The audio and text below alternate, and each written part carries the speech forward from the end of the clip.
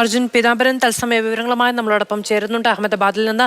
അർജുൻ, ഈ അപകടം ഉണ്ടായ ഉടൻ തന്നെ മാതൃഭൂമി ന്യൂസ് സംഘം അവിടേക്ക് എത്തുകയാണ്. അതിന് ഇത്രയും മണിക്കൂറുകൾക്കിടയിൽ അവിടെ ഉണ്ടായ ഏറ്റവും ത്വരിതഗതിയിലുള്ള തയ്യാറെടുപ്പുകളെ കുറിച്ച് അർജുന്റെ വിശദമായ റിപ്പോർട്ട് കൂടി കാണുകയായിരുന്നു.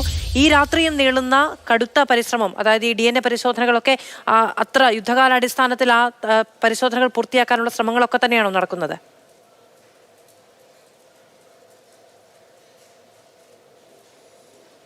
രണ്ട് കാര്യങ്ങൾ എനിക്ക് ചേർത്ത് വെക്കാനുണ്ട്. അല്പം മുൻപ് ലഭിച്ച വിവരമാണ് ഈ മരണസംഖ്യയെ സംബന്ധിച്ച്. എത്ര ഡോക്ടർ മരിച്ചു എന്നതിൽ ഈ ആശുപത്രി അധികൃതർക്കൊരു കൃത്യമായിട്ടുള്ള കണക്ക് ലഭിച്ചിട്ടുണ്ട് എന്നുള്ളതാണ് അവസാനമായി നമുക്ക് ലഭ്യമായിരിക്കുന്ന വിവരം. അതായത് ഈ ഹോസ്റ്റലിൽ ഈ വിമാനം തകർന്നു വീണ് 4 വിദ്യാർത്ഥികൾക്ക്, അതായത് ജൂനിയർ MBBS ഡോക്ടർമാർക്കാണ് മരണം സംഭവിച്ചിരിക്കുന്നത്. മാത്രമല്ല 20ഓളം പേര് മാത്രമാണ് ഇപ്പോൾ പരിക്കേറ്റ് ചികിത്സയിൽ കഴിയുന്നത് എന്നുള്ള ഒരു നിർണായക വിവരം ലഭിക്കുന്നുണ്ട്. അതായത് നേരത്തെ പുറത്തു വന്ന കണക്കുകൾ അതിൽ കൂടുതലായിരുന്നു. പക്ഷേ അത്രത്തോളമുള്ള അഭ്യൂഹങ്ങൾ മാത്രമാണ്.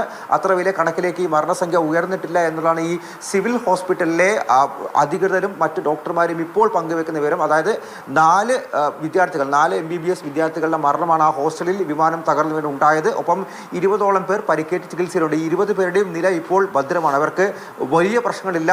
അവരുടെ ആരോഗ്യനില മെച്ചപ്പെട്ട് വരുന്നു എന്നുള്ള വിവരം കൂടി നമുക്ക് ലഭിക്കുന്നുണ്ട്. രണ്ടാമത്തേത് ഈ DNA പരിശോധനയുടെ സമയത്തെ സംബന്ധിച്ച്. അതായത് 3 ദിവസമെങ്കിലും 72 മണിക്കൂറെങ്കിലും എടുക്കും എന്നുള്ളൊരു വിവരം ഇപ്പോൾ പുറത്തു വരുന്നുണ്ട്. അതായത് ഇന്ന് വിട്ടു നൽകിയിട്ടുള്ള മൃതശരീരങ്ങൾ എല്ലാം ഏകദേശം 10-15ഓളം മൃതശരീരങ്ങൾ മാത്രമാണ് ഇന്ന് വിട്ടു നൽകിയത്. അതൊന്നും തന്നെ ഈ വിമാനത്തിൽ ഉണ്ടായിരുന്ന യാത്രക്കാരല്ല എന്നുള്ള വിവരം കൂടി ഇപ്പോൾ ലഭ്യമായിട്ടുണ്ട്. എല്ലാം ഇവിടെ ഉണ്ടായിരുന്നു ഈ ലോക്കൽസ് ആയിട്ടുള്ള, അതായത് ഈ വിമാനം തകർന്നു വീണ് അതിൻ്റെ അവശിഷ്ടങ്ങൾ മറ്റ് ഇടങ്ങളിലേക്ക് വന്ന് പതിച്ച് മരിച്ചവരുടെ മൃതശരീരങ്ങൾ മാത്രമാണ് ഇവിടെയുള്ള ബന്ധുക്കൾക്ക് വിട്ടു നൽകിയിരിക്കുന്നത്.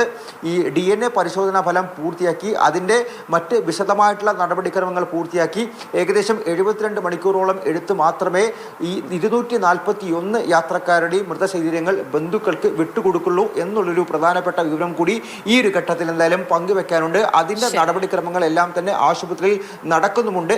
200-ലധികം ബന്ധുക്കൾ ഇതിനോടകം വന്ന് ഈ സാമ്പിളുകൾ കൊടുത്തിട്ടുമുണ്ട്. ശരി, അർജുൻ പീതാംബരനാണ് വിശദമായ വിവരങ്ങൾ നൽകിയത്.